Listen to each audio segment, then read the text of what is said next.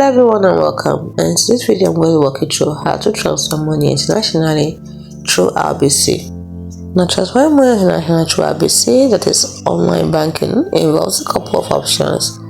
Primarily the International Money Transfer Service and wire transfer. And today we're dealing with wire transfer. If you want to know how to do this using international money transfer, you can check out our other video. Now here we go. The first thing is the purpose. You see, wire transfers are generally used for larger international transactions. While some information can be found online, wire transfers may require more direct interaction with RBC. There can be different processes for RBC Royal Bank in Canada and RBC Bank in the United States. You will need detailed recipient bank information, including the recipient's name and account number, bank name and address. You also need a SWIFT code.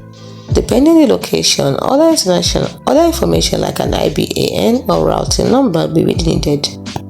For wire transfer, it is highly recommended to contact RBC directly or visit a branch to ensure you have the correct and most up-to-date information.